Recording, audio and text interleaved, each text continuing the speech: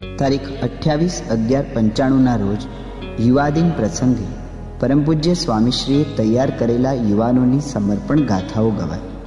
આ પ્રસંગે આપેલ આશીર્વાદને સાંભળીએ. સહજાન સ્વામી મહારાજની જય, અક્ષર પુરુષોત્તમ મહારાજની જય, શાસ્ત્રીજી મહારાજની જય, યોગીજી મહારાજની જય.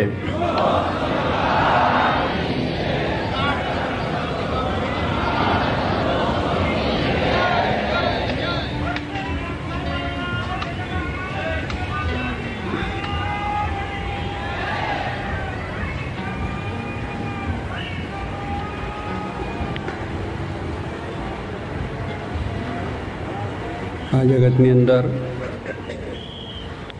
અનેક જાતના પ્રશ્નો હંમેશા થયા જ કરે છે.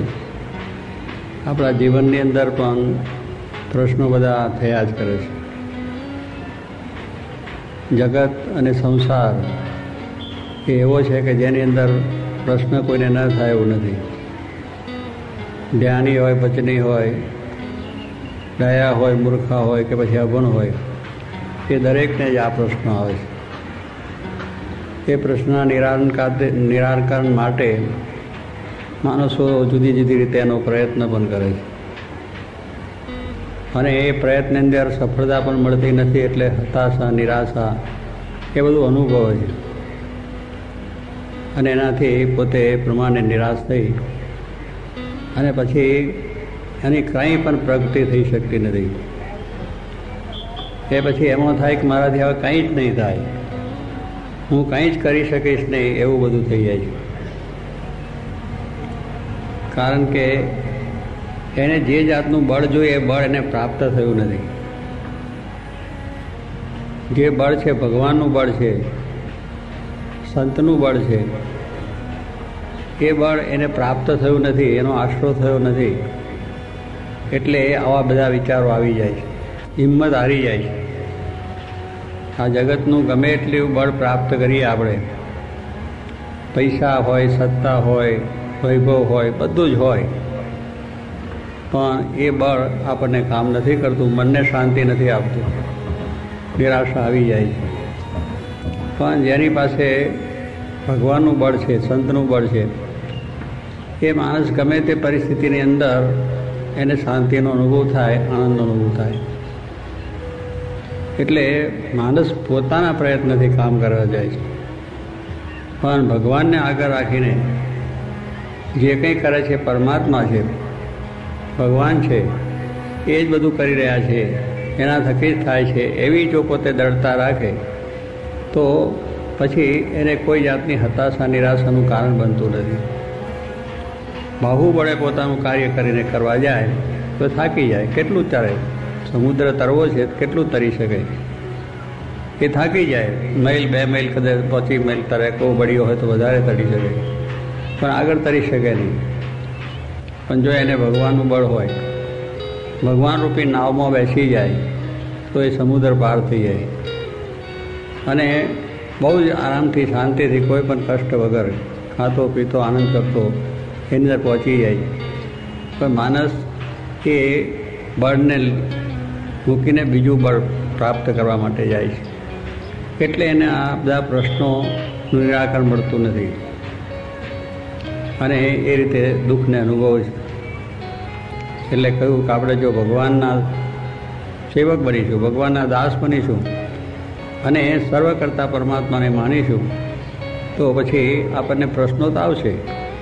પ્રશ્નો દરેકને આવ્યા છે, જગતના જીવોને આવ્યા છે, ભગવાનના ભક્તોને પણ આવ્યા છે, પણ જગતના જીવોને કોઈ એનો આધાર નથી. એને જોઈએ જાતનું બળ નથી, જે આત્મબળ જેને કહીએ છીએ, પરમાત્માનું બળ કહીએ છીએ, એની પાસે નથી. એટલે એ હતાશા ભોગવે છે, નિરાશા ભોગવે છે, એમાં દુઃખી થાય છે. અને જે ખરેખર ભગવાનના ભક્તો છે એને પણ પ્રશ્નો તો બધા આવે છે. એ દૈહિક પ્રશ્નો હશે, માનસિક પ્રશ્નો હશે, આર્થિક હશે, સામાજિક હશે, રાષ્ટ્રીય હશે, ઘણા પ્રશ્નો બધા હશે, પણ એમાં એ બહુ જ સ્વસ્થ રહેશે. એને એ સમજે છે કે ભગવાન કરતા છે, એમની ઈચ્છાથી જે થતું છે સારું હશે, આટલો એક દ્રઢ વિશ્વાસ છે, એટલે એને કરીને એ શાંતિ અનુભવે છે. એ સુખને અનુભવે છે અને સર્વ પ્રકારે શાંતિથી પોતાનું કાર્ય કરી શકે છે. અને એટલા માટે મહારાજે આપણે કહ્યું છે કે આત્મબળ એટલે પોતાને જે આત્મા માનવાનું કે હું ભગવાનનો દાસ છું, હું કંઈ કરતા નથી, ભગવાન કરતા છે, એટલું જ જો બળ રાખે તો કાર્ય સર્વ પ્રકારે થઈ જાય છે. કહ્યું છે કે સર્વ બળ કરતા ભગવાનનું બળ, જેને ઈષ્ટ બળ કહીએ છીએ, ઈષ્ટ એટલે પોતાના ઈષ્ટદેવ પરમાત્મા છે, એનું જેને બળ છે, એનો જેને આશરો છે, તો એ માણસ દરેક રીતે સફળતાને પામે છે. જે આપણા ભક્તો થઈ ગયા છે, નરસિંહ મહેતા, મીરાબાઈ, એમને પણ આવા પ્રશ્નો આવ્યા છે જગતની અંદર. મીરાને એના પતિ થકી જ એના પ્રશ્નો થયા, એને જ એનો વિરોધ કર્યો, એને જ અનેક જાતની ઉપાધિ કરી, પણ મીરાને એક દ્રઢ શ્રદ્ધા હતી કે ભગવાન જે કરશે બરાબર કરશે. તો આજે એની સફળતા આપણે જોઈએ છીએ કે મીરા સર્વ પ્રકારે આ ભગવાનનું ભજન કરીને મહાપદને પામી ગયા. નરસિંહ મહેતાની વાત જુઓ તો નાગરી નાથ બધાએ વિરોધ કર્યો અને એનાથી પ્રશ્નો એને ઘણા આવ્યા, તો એને પણ કોઈ જાતનો વાંધો નથી આવ્યો. દાદા ખાચર ભગવાન સ્વામિનારાયણ અનન્ય ભક્ત હતા. શ્રી મહારાજ જ્યાં આગળ 30 વર્ષ સુધી પોતાનું ઘર માની, કુટુંબ માનીને એમની સાથે રહ્યા. એ ભક્તોએ પોતાનું તન, મન, ધન અર્પણ કરીને શ્રીજી મહારાજને રાજીપો મળ્યો, છતાં પણ એમના જીવન સુધી એમને ઉપાધિઓ આવી. પણ એમને એમ વિચાર ના આવ્યો કે મહારાજ તમે સાક્ષાત છો, અમને આ દુઃખ કેમ આવ્યું, એવો વિચાર એમ નથી આવ્યો. શ્રીજી મહારાજે એક વખત એમને વાત કરી કે દાદા ખાચર, હા અમે અહીંયા રહીએ છીએ એટલા માટે તમને ઉપાધિ છે. આ લોકોની ઉપાધિ આવે છે, તમને સામાજિક ઉપાધિ આવે છે, રાજકીય ઉપાધિ આવે છે. એમના કુટુંબ તરફથી, એમના જ કાકા, એમના કુટુંબના વડીલ, એમના તરફથી પણ એમને ઉપાધિ હતી. અને એ જ બધી ખટપટ કરીને સમાજમાં પણ એને માટે હલકા પાડ્યા અને દરેક ઠેકાણે રાજની અંદર પણ એમને હલકા પાડ્યા. એમને માટે કાવા દાવા થયા. એમનો ગરાસ પણ જપ્ત થઈ ગયો.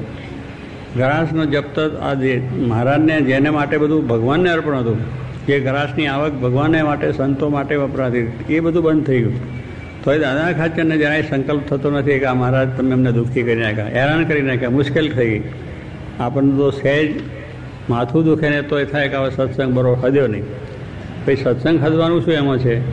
માથું દુખે, ઉજાગરો થયો તો માથું દુખે, જરા બામ ચોપડો મટી જવાનો છે, એમાં કંઈ વાંધો નથી. પણ આપણે પહેલો વિચાર ત્યાં આવી જાય કે સત્સંગમાં જ્ઞાન માથું દુખ્યું, સત્સંગમાં જ્ઞાન આ દુઃખ આવ્યું. હવે તો બહાર જાઓ છો, ગમે ત્યાં દુઃખ તો આવે છે જ. દુઃખ નથી આવતું, બધે ગમે ત્યાં જઈએ તો આપણે દુઃખ આવે, મુશ્કેલી પણ આવે. પણ માણસને આ વસ્તુની શ્રદ્ધા, ડરતા રહેતી નથી કે સત્સંગમાંથી દુઃખ આવ્યું. સત્સંગમાંથી દુઃખ કોઈને આવતું નથી. ભગવાન ભજવાથી કોઈને દુઃખ નથી આવતું. આ તો ઉલટું સુખ થાય છે. પણ આપણે જે દૈહિક ભાવના છે, આપણી દેહાત્મ બુદ્ધિ એને કહીએ છીએ, અને આ સંસારી પંચવિષયની બુદ્ધિ છે, એને લઈને આપણે સુખ દુઃખની અંદર લેવાઈ જઈએ છીએ. જ્યારે ભગવાનના ભક્ત છે એ કેવળ ભગવાનનો આશરો રાખીને, કે ભગવાનની ઈચ્છાથી જે થશે બરાબર છે, એટલે એ ભગવાનના દાસને સેવક સાચા બન્યા છે. એને આત્મબળ પ્રાપ્ત ભગવાન થકી થયેલું છે, સંત થકી, સમાગમ થકી, એટલે એને એ જાતનો વિચાર આવતો નથી. દાદા ખાચરને આ બધો ગરાસ જતો રહ્યો. ગરાસ ગયો એટલે તે ઘડે પોલિટિકલ એજન્ટ રાજકોટ રહેતા, બધા રજવાડા ઉપર બ્રિટિશ ગવર્મેન્ટના એક માણસ રાજકોટમાં રહે. રજવાડાના જે કંઈ કેસ હોય એની પાસે ત્યાં જાય, એનું નિરાકરણ થાય અને એ પ્રમાણે ચાલે. એની મુદતો પડે, દાદા ખાચરને શ્રીજી મહારાજ આશીર્વાદ મોકલે, આશીર્વાદ આપે કે જાઓ દાદા ખાચર, આ વખત તમારો કેસ જીતી જશો અને તમારા લાભમાં થઈ છે. અને એ પ્રમાણે આશીર્વાદ આપીને મોકલે.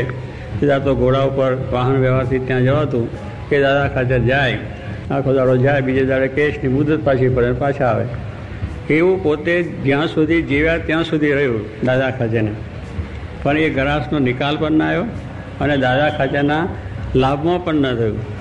પણ દાદાને એમના ધામમાં ગયા પછી ગરાસ તો મળ્યો, એમના દીકરાઓને મળ્યો, બધું પૈસા મળી ગયું. પણ દાદા ખાચરને પોતાને એમ ન થયું કે મહારાજ તમે આશીર્વાદ આપો છો ને કેમ થતું નથી. આપણે થઈ જાય કે એક આશીર્વાદ ના થયો તો બીજા આશીર્વાદ લેવા જ ના રહે, ત્યાં તો બધું ખોટું ધતિંગને બમ ચાલે છે.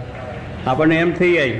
તમે જુઓ, પાંડવોને પણ જુઓ, પાંડવોને પણ ભગવાન કૃષ્ણ સાથે જ હતા, તો પણ બિચારા રાજપાટ વગરના થઈ ગયા.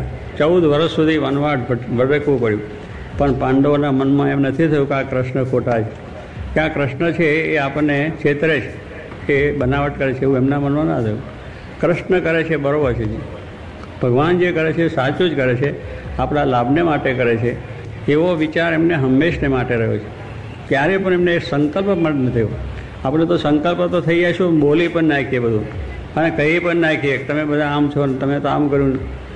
મહાપૂજા સ્વામીને કરાવીને કહે છે તમે મહાપૂજા ફળી નહીં.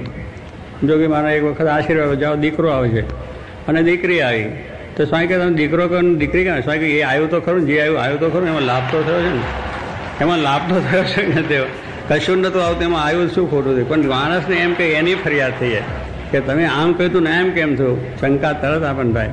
ભાઈ એની ઈચ્છાથી જે છે છોકરો આવીને આપણને મારવાનો છે, દુઃખ આપવાનો છે, ત્રાસ આપવાનો, બંદૂક લેવાનો છે, એના કરતાં દીકરી આપી સારો લાભ થયો.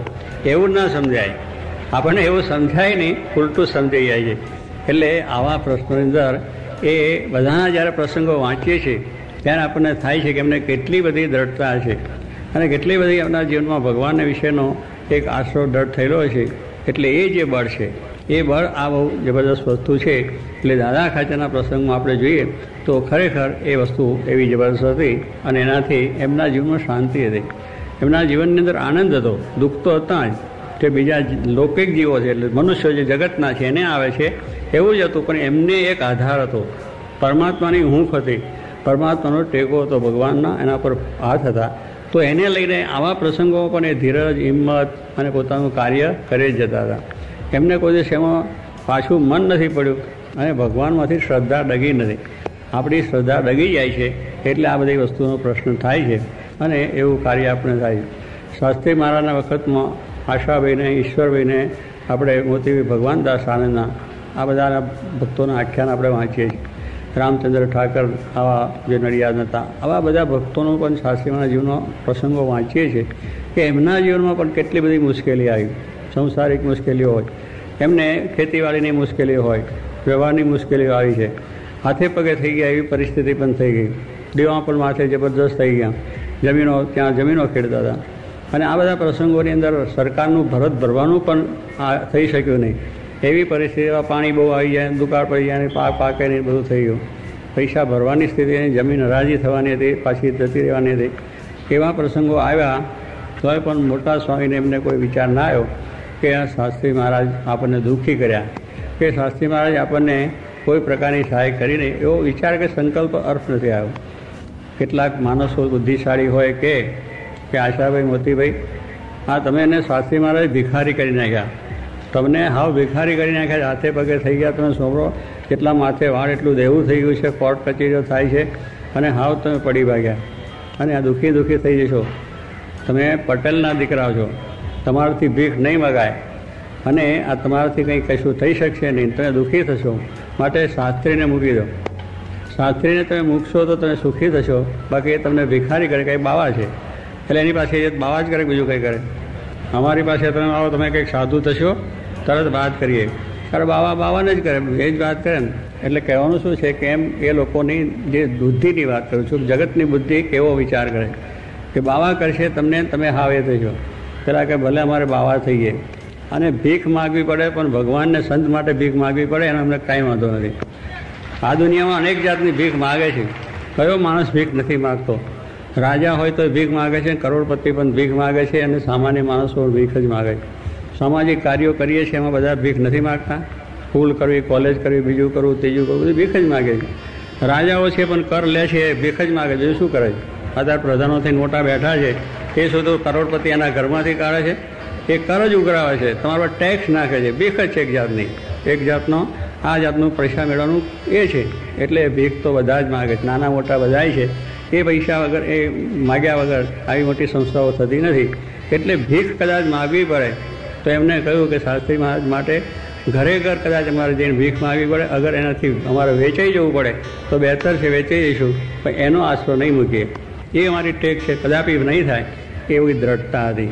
કહેવાનું શું કે આવી પરિસ્થિતિમાં ગમે એવો માણસ હોય તો થઈ જાય કે મૂકો ભાઈ, આ તો બહુ દુઃખી થઈ ગયા, કશું આપણને આ તો મળ્યું નહીં, આમાં તો દુઃખી થઈ ગયા. કારણ કે આપણે અલૌકિક ભાવના હોય, આપણે પારલૌકિક ભાવના નથી. પારલૌકિક ભાવના જો આપણને હોય કે આપણો મોક્ષ અને કલ્યાણ એમના થકી છે, આપણું આલોકનું ને પરલોકનું એમના થકી છે, એવી જો દ્રઢતા આપણને થઈ હોય તો આ જે ભક્તોની વાત કરી એમને જેવી દ્રઢતા છે એવી આપણના જીવનમાં ભલે બધું આખી નાચપગ થઈ ગયા, ઘર બહાર વેચાઈ ગયા હતા, તો પણ એ પરિસ્થિતિ થઈ. એટલે લૌકિક ભાવનાઓ છે, દેહ ભાવનાઓ છે, આપણા લોકની આ ઈચ્છાઓ છે, એને ટાળીને ભગવાનની ઈચ્છા એ જ આપણી ઈચ્છા, ભગવાનની ઈચ્છા એ આપણું પ્રારબ્ધ છે એવું માનીને જો આપણે રહીએ તો દુઃખ તો આવશે. દુઃખ આ દુનિયામાંથી જાય એવું નથી. દુનિયામાં દુઃખ છે, પણ એ દુઃખને સહન કરવાની શક્તિ પરમાત્મા આપે છે. એ પરમાત્માનો આશરો છે તો દુઃખનું સહન થશે. દુઃખ તો જવાનું નથી, દુઃખ આયા જ કરે. ભગવાન રામ આવ્યા તો તું કૃષ્ણમાં હતું, ભગવાન શ્રીમાં છે, અત્યારે દુઃખ તો ચાલે છે. એટલે દુઃખી દુનિયાની અંદર કોઈ નથી એવું નથી. એ દુઃખો જ, પણ દુઃખને સહન કરવાની શક્તિ, એની સામે જજુમવાની જે શક્તિ એ પરમાત્મા આપે છે, સંત આપે છે. તો એનો આશરો છે, તો એની સામે આપણે જજુવી શકીશું. એ આવશે તો એની સાથે પણ આપણને ધીરજ, હિંમત, બળ રહેશે. એનું મુખ્ય કારણ એ પરમાત્માનું છે. તો એ શક્તિ આપણે પ્રાપ્ત કરવાની. એટલા માટે આવો સત્સંગ જો કરીએ તો એના થકી આવું બળ પ્રાપ્ત આપણને થાય છે અને આપણને સુખ ને શાંતિ પ્રાપ્ત થાય. એટલે આ જે જાતનું આ શાસ્ત્રોની અંદર જે લખ્યું છે એ બળ જો આપણી અંદર હશે તો આપણને કોઈ જાતનો વાંધો આવશે નહીં. કૌરવો પાસે ખૂબ બળ હતું, પાંડવો પાસે ભગવાન કૃષ્ણનું જ બળ હતું, પણ એ જીતી ગયા. અને એનાથી એમને આનંદ હતો. ત્યારે પાંડવોના યુદ્ધ બધું ચાલતું ત્યારે ભીષ્મ પિતામાં એ દુર્યોધને ભીષ્મ પિતા બધા યોદ્ધાઓ હોય ને લડનારા વડીલ, તો 2-4 બધા ગયા. પછી દુર્યોધનની સેના હારતી હતી એટલે કહ્યું કે હવે તો કોઈ બળીઓ જોઈએ કે જેથી કરીને આપણે પાંડવોનો એ નાશ થાય. ભીષ્મ પિતા એમને વડીલ એમના સેનાપતિ કર્યા. ભીષ્મ પિતામાં પણ ત્યાં આગળ ઊભા રહ્યા તો પણ 1 દાડો 2 દાડા થયા, પણ કૌરવોની અંદર એ જાતનું જય કે આગળ વિકાસ એને આગળ નહોતું થતું અને હારતા હતા. પછી દુર્યોધન એક દિવસ બોલ્યો કે ભીષ્મ પિતા છે એ પણ પાંડવોનો જ પક્ષ રાખે છે અને એ પણ આ જાતનું કામ કરે છે અને સાચી રીતે લડતા નથી એવું ભીષ્મ પિતામહે સાંભળ્યું. એટલે ભીષ્મ પિતામહે તરત પછી બીજા સંકલ્પ કર્યો રાત આગલે દિવસે કે આવતીકાલે અર્જુન નહીં કાં તો હું નહીં. ભીષ્મ પ્રતિજ્ઞા જેને કહી જાય, આપણે પ્રતિજ્ઞા લઈને મૂકી દઈએ. જો સારું દેખે પ્રતિજ્ઞા સાચી છે, ના હોય તો પ્રતિજ્ઞા ખોટી છે કે અમે લીધી જ નથી એવું થયા. તો ગમ્મતની વાત વચ્ચે કરી લઈએ. શ્રીજીમાના વખતમાં દરબારો, કાઠી દરબારો મહારાજ સાથે સુરો, સોમલો, ખાચર બધા ફરે. હવે એક દિવસ એમને આ પ્રમાણે મહારાજની સાથે રહેતા હતા એટલે કહ્યું કે આપણે કંઈક મહારાજને પાસે નિયમ લઈએ, ચેક કરીએ, પ્રતિજ્ઞા લઈએ કે આપણે એનું બધું પાલન કરવું. તો કે શું કરશું? તો કે આપણે એમ કરીએ ચોખેની બાધા લઈએ, ચોખેની ટેક રાખીએ કે આપણે એનું ખાવા નહીં ચોખા. બીજે દાડે દૂધ પાકની રસોઈ થઈ, શ્રીજી મહારાજ સાથે રસોઈ હોય અને દૂધ પાકની માલપુઆની રસોઈ થઈ. સરસ સ્વામી જોગી બાપા કહે કે દૂધ પાક, સુરતનો દૂધ પાક બનેલો ફર્સ્ટ ક્લાસ. માલપુઆ પણ એવા શેર ઘીની અંદર તૈયાર થયેલા હતા. શ્રીજી મહારાજ પીરસનારા હતા. બધા પંક્તિમાં બધા દરબારો બધા બેઠા. તો પેલા જેને પ્રતિજ્ઞા લીધી સુરો ખાચરને એ પણ બેઠા હતા. પછી સુરા સોમલા કે આ શેની રસોઈ છે? કે દૂધપાકની. કે દૂધપાકમાં શું થાય? કે ભાઈ ચોખા આવે તો પણ હવે આવો સરસ સુરતી દૂધપાક બન્યો છે, માલપુઆ શેર ઘીના છે, મહારાજ સાક્ષાત પીરસનારા છે, માટે આપણે એમ કરો કે ઘવેની રાખો, ચોખીની મૂકી દો, ઘઉંની રાખો, ઘવેની બાધા રાખો. આ બદલ્યું જુઓ, જરાક પેલી ખાવાની આસક્તિમાં બદલી નાખી. પછી બીજે દાડે પછી આ પ્રમાણે રસોઈ થઈ. એટલે એ દાડે પણ માલપુઆ અને બીજી ત્રીજી રીતે એવી સારી મિષ્ટાની બધી રસોઈ સારી થઈ ગઈ. એટલે પછી કહ્યું કે આ શેનું બને? તો ઘઉંનું બને. કે તો કે હવે ઘઉંનું હોય તો બાકી મૂકો, જે છે બરાબર છે, ચોખેની રાખો, આપણે ઘઉં નહીં મૂક્યું. આ પ્રતિજ્ઞાઓ આપણી તૂટી જાય છે. ક્યારેક આપણને પૈસાનો લાભ થતો હોય તો પ્રતિજ્ઞા ભગવાનને માટે લીધી હોય તો તૂટી જાય, કારણ કે આપણને આ લોકનો મોહ છે. અરે ગમે એટલી પ્રતિજ્ઞા હોય, ગમે તે વસ્તુ હોય, પણ જે પ્રતિજ્ઞા થઈ, જે ભગવાનને આદેશ આપ્યો, ભગવાનના જે નિયમ આપણને આપ્યા એમાં ફેર ન પડે. ગમે એટલું પ્રલોભન મળે, ગમે એટલી માન મોટપ મળે, ગમે એટલા દુનિયાની સંપત્તિ મળે, પણ ભગવાનનો નિયમ એ લોપાવો ન જોઈએ. ગમે તે પાર્ટીમાં જઈએ, ત્યાં ગમે એવી સારી સાહેબી હોય ને સારામાં સારી એ બધી વસ્તુ હોય, પણ આપણા જો નિયમ હોય, નિયમ વિરુદ્ધની વસ્તુ હોય તે આપણાથી લેવાય જ નહીં. આ તો લાવો ત્યારે બહાર આ બધી આવ્યા છે અને આવા બધા માણસો ભેગા, મોટા માણસો આવ્યા ને આપણે ના પાડીએ તો જરા ખરાબ દેખાય. એટલે જરા લઈ લઈએ, એટલે બાટલી જરા કે હવે કાલે પછી ત્યાં જઈને દંડવત 2 કરી નાખશું, પતી ગયું. કે આપણે એ પણ જે ખરેખર હોય એનો વિચાર ના આવે કે એ વસ્તુ નિયમ એટલે નિયમ, પ્રતિજ્ઞા એટલે પ્રતિજ્ઞા કે ભગવાનને રાજી કરવા છે. એને માટે ભલે દેહ પડી જાય, ગમે તે વસ્તુ થાય તો એના અંદર એ ફેરફાર ન થાય. એની આ વાત છે, સુરવીરોની વાત છે. આ કંઈ નમાલાની વાત નથી. ભગવાનને ભજવા એ કંઈ બાયલાઓનું કામ નથી. ભગવાનનો માર્ગ સુરાનો છે. ભગવાનને જે સુરાથીને ભજે છે, જે આવા સુરવીર માણસો છે એ ભજી શકે છે. બાકી જો એમાં વિઘ્ન આવે તો મૂકી દે, એ આ વાત નથી. સુરવીરનો માર્ગ છે. એટલે કે ભગવાન ભજવાય તો નમાલા હોય, જેને કામ ધંધો ના હોય, જેને કોઈ આવડત ન હોય, બુદ્ધિ ન હોય, કંઈ ખબર ના પડતી, ભગવાન જેને તાલીઓ પાડે ગઈ. એવું નથી. બધા જે સુરવીર થયા માથા મૂક્યા છે, દેહ પડી જાય તો એની ચિંતા કરી નથી, એવા માણસોએ ભક્તિ કરી. પાંડવોએ શિર સાટેની ભક્તિ કરી. મેં કહ્યું દાદા ખાતર શિર સાટે એવા જે ભક્તો થઈ ગયા. માથું મૂકે એ માલ ખાય. આ માથું મૂકે છે એને આ ભક્તિ પ્રાપ્ત થાય છે, એને આ સુખ પ્રાપ્ત થાય છે. બાકી તો આ દુનિયામાં આપણે રવડ્યા જ કરીએ છીએ, પ્રશ્નો આવ્યા જ કરે ને પછી આ બધું થઈ જાય છે. પણ સુરવીર થવાની વાત છે કે આપણે એવા સુરવીર થવું કે જેથી કરીને ભગવાન આપણા પર રાજી થાય. દુઃખ તો આવવાનું છે, શરીર પડવાનું છે, નિશ્ચિત વસ્તુ છે કે શરીરને તમે ગમે એટલું સાચો છો, દવાઓ ખાશો, બીજું ખાશો, ત્રીજો ખાશો, એનો સમય આવે પડવાનું છે. એ વસ્તુ નિશ્ચિત કરવાની છે. પણ ભગવાનની આજ્ઞા લોપાય એવી કોઈ વાત આપણે થવું જોઈએ. આપણા નિયમો છે, આપણા જે મહારાજે આપ્યા છે નિયમો દ્રઢ રહેવા જોઈએ. ભાઈ હરિભક્તો બીજા ત્રીજા દરેક માટે નિયમો આપ્યા છે. ધર્મશાસ્ત્રો છે, મહારાજે શિક્ષાપત્રી આપી છે. બહુ સરસ 212 શ્લોકની અંદર વાત કરી. એના એક નિયમ ઉપર આપણે વિચાર કરવો જોઈએ. એને એટલું પણ એક નાનું પણ વચન લોવાવું ન જોઈએ. જોકે આપણે વાસનામાં કહ્યું છે કે અલ્પ વચન ફેર પડે તો મહદ વચનમાં ફેર પડે. એવા ભગવદ્ ભક્ત સાધુ એવી બીજી મહારાજ કે એમના આપણે જોયું છે કે નાનામાં નાનું વચન પણ લોપી શક્યા નથી. ધનશ્રીનો ત્યાગ તો મોટી વાત છે, ગરુકભાઈની વાત છે, પણ સાધારણ રીતે બીજા નિયમો હોય તો પણ એને કોઈ દિવસ એમાં ચૂક કરી નથી. પાણી ગારેલું છે કે નહીં એનો પણ ખટકો પોતે રાખે. સામાન્ય ભૂલ, એમાં કંઈ બહુ મોટી ના હોય. પાણી તો સવારે ગારેલું હોય પણ બસ 4 વાગે ગાળ્યું છે કે નહીં એનો ખટકો રાખે. એટલે એટલું વચન પણ મહારાજનું ન લોપાય. અને લોપાય તો મનમાં દાસ થઈ ગયા, આમ થરથરી જાય. સહેજ કોઈક છોકરી અડી ગઈ હોય તો જાણે શું થઈ ગયું, આકાશ પાતાળ એક થઈ ગયું. એટલી બધી એમના મનની અંદર થતું કે આપણે જોયું છે. આ એક વાત છે કે એવા પુરુષોએ આપણને એમના જીવનમાંથી બતાવ્યું છે કે દેહ પડવાનો છે, દેહની પરવા ન કરો, પણ નિયમમાં ફેરફાર ન કરો. નિયમ એટલે નિયમ. આપણે સત્સંગી થયા જ, ગમે તે બજારમાં કામ કરો, ધંધો કરો, વ્યવસાય કરો, જાઓ કરો, સગાવાલાને મળો, બીજા મોટા માણસો, શેઠિયા સાહુકારને મળો, ધંધા રોજગાર માટે મળો, બધે જાઓ, કાંઈ વાંધો નથી. પણ આ નિયમ માટે નિયમ દ્રઢતા રાખવી કે એમાં અમારાથી આ ન થાય, અમે આ વસ્તુ ન કરી શકીએ, અમારાથી ધર્મલોપ ન થાય, અમારાથી જૂઠું ન થાય, અસત્ય અમારાથી ન થાય, અમે આ ભગવાનના આશ્રિત છીએ તો આપણે સાચી વસ્તુ છે.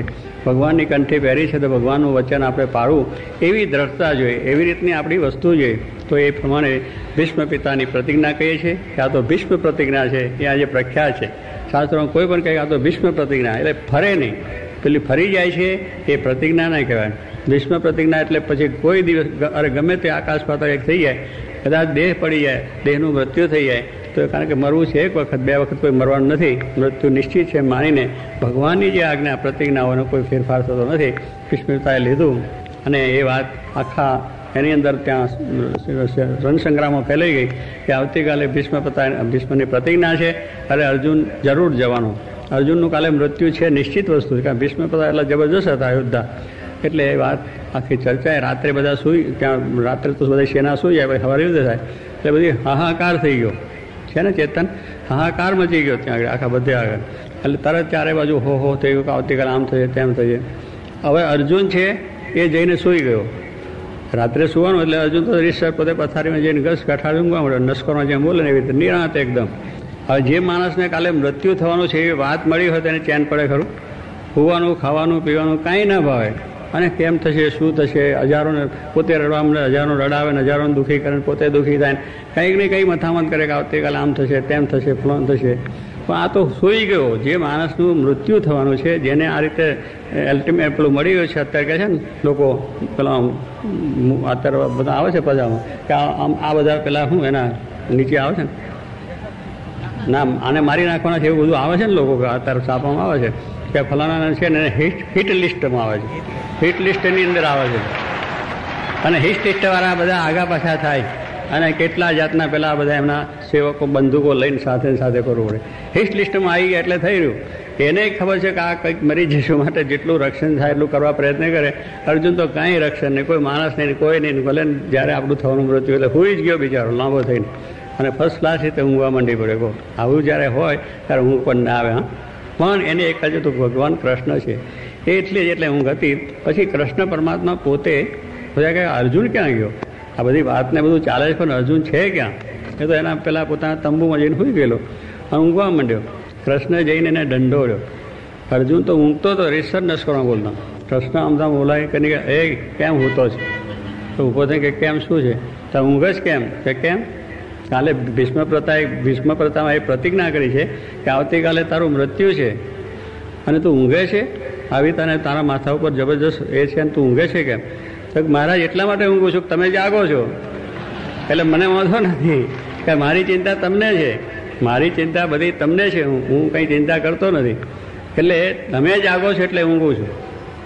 આપણે બસમાં બધા જ મુસાફરો ઊંઘીએ પણ ડ્રાઈવર જાગે તો વાંધો નહીં, પણ ડ્રાઈવર જો ઊંઘે તો આપણે બધાય પડીએ હેઠા. એવી રીતે ભગવાન જાગે છે તો આપણેનું સંરક્ષણ પૂરેપૂરું. એટલી શ્રદ્ધા દૃઢતા આપણે જોઈએ કે આ ભગવાન જાગે છે અને ખરેખર ભગવાન જાગે. જો સાચા આપણે એના ભક્ત બનીએ તો આપણે માટે જાગે છે, રક્ષણ કરે છે. વહેલું મોડું પણ થાય પણ આ તો આપણે જરાય સહન ન કરી શકીએ. આજે આપણો જમાનો ઝડપી છે કે અમારું દુઃખ તરત મટી જ જવું જોઈએ. મંદિરમાં ગયા એટલે ભડાકો થવો જોઈએ, સંકલ્પ કરે પૂરો થઈ જવો જોઈએ. અમારું માથું પણ દુખવું જોઈએ, પેટ દુખવું જોઈએ, ધંધો પણ બરોબર થઈ જવો જોઈએ અને અમારી જે કંઈ દુઃખો મુશ્કેલીઓ દૂર થવી જોઈએ એટલી વાસનાથી આપણે જઈએ અને ના થાય એટલે તરત પાછું ફરી જાય. પણ આ તો ભગવાનની ઈચ્છાથી થાય કે ન થાય, પણ ભગવાનની આશરા ટેક મૂકવાની ન હોય એ રીતે આપણે જો જાણીએ છીએ તો વાંધો આવ્યો નથી. દાદા ખાચરનો એ સંકલ્પ કે મહારાજ જાગે છે, એ પોતે મહારાજ એને માટે સદા જાગ્રત હતા એના કાર્યમાં, કામમાં, કાજમાં, તો એને પણ મુશ્કેલી એનો વિચાર નથી આવ્યો. એમ આપણે પણ એ જાણીશું કે આપણે જો ભગવાનનો દ્રઢ આશરો રાખીશું તો ભગવાને જેમ કહ્યું છે કે તું મારી જકરમાં તો હું તારી ફિકરમાં. ભગવાનનો જો આપણે દ્રઢ ભજન કરીશું, ભગવાનનો દ્રઢ વિશ્વાસ રાખીશું, જે કરે છે બરાબર છે એટલું આપણા જીવનમાં દ્રઢ થશે તો એ ફિકર આપણી રાખે છે અને દરેકનું રક્ષણ પણ કરે છે. પણ એટલી ધીરજ આપણે રહેતી નથી. આજનો જમાનો મેં કહ્યું ધીરજ રાખતા નથી.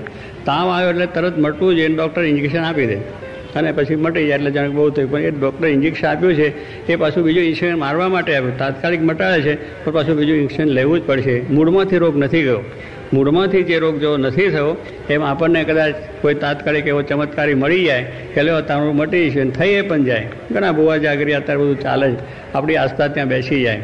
આપણે પુત્ર ન થતો એને કોઈ આપણે જા તારો થશે, હવે તો પેલું કહેવાય છે ને કાગનું બાગનું હાલ્યું થઈ ગયું, એટલે એનાથી કંઈ બહુ વિશેષતા નથી. આપણું આત્માનું જે કલ્યાણ શ્રેય છે એ એમની પાસે છે. એ આ દુનિયાની સંપત્તિ વૈભવ આપનાર મળશે પણ આપણો મોક્ષ, આપણું કલ્યાણ કે અનંતજન્મનું દુઃખ ટાળનાર એ ભગવાનને સંત છે, એ સિવાય કોઈ નથી. એવો જો આપણે આશરો રાખીશું તો પછી આપણે આ જગતમાં કોઈ જાતની ચિંતા નહીં, હતાશા નથી, નિરાશા નથી. ફળ મળે કે ના મળે આ થાય ના. એટલે શાસ્ત્રી મહારાજ કહેતા કે આપણે પોતાના કાર્યનો ભાર માથે લઈને ફરવું નહીં કે આ મેં કર્યું, મારાથી થયું, મારું આમ થયું. તમને દુઃખ થશે કે મેં કર્યું કેમ આમ થયું, કેમ મારું આ જતું રહ્યું. એ ભાર નકામો લેવાની જરૂર નથી. ભગવાન કરતા છે માનીને એમની ઈચ્છાથી આવે છે, એમની ઈચ્છાથી જાય છે, એમની ઈચ્છાથી સારું થાય છે, એમનાથી દુઃખ પણ આવે છે. એવી ભાવના રાખીએ. એટલે શાસ્ત્રી મહારાજ કહેતા કે એક ઘડો પાણી માથે લઈને જો મૂકીએ તો માથા ઉપર ભાર વધી જાય. એક જ ઘડો પાણી લઈને માથે મૂક્યો તો ભાર વજન આવે અને માથું પર બેસી જાય, ઘર ઉપર બેસી જાય. પણ સ્વાય કે પાણીમાં ડૂબકી મારો, પાણી ઉપર આપણે કરોડો મન ટન પાણી ઉપર ફરી વળે. ખોટા સરોવરમાં તમે પાણીમાં ડૂબકી મારો આપણા પર કેટલો બધો ભાર આવી જાય, પાણીમાં ભાર નહીં લાગે. પાણીમાં ડૂબકી મારશો તો માથે ભાર નહીં લાગે અને એક થોડુંક જ પાણી લેશો તો ભાર લાગશે. એમ શાસ્ત્રીમાં કે જો આપણે લઈશું કે હું કરું છું, મારાથી આ થયું ને આ બધો બહાર મારે તો પછી તમે દુઃખી થશો કે આવું બધું થઈ ગયું ને આમ થયું. પણ તમે ભગવાનમાં ડૂબકી મારશો કે ભગવાન કરતા છે એ સિવાય કશું છે નહીં તો તમારે બોજો આવશે નહીં. એટલા માટે કાય ને વાચા મનસેન્દ્રિય બુદ્ધ્યાત્મનવા પ્રકૃતે સ્વભાવ કરોમિ યત સકલમ પરમે નારાયણ તે સમર્પય. બસ આપણે ભગવાનને અર્પણ કરો, બધું શાંતિ થશે, સુખ થશે. એ ઉબાર સર્વને મળે જ પ્રાર્થના.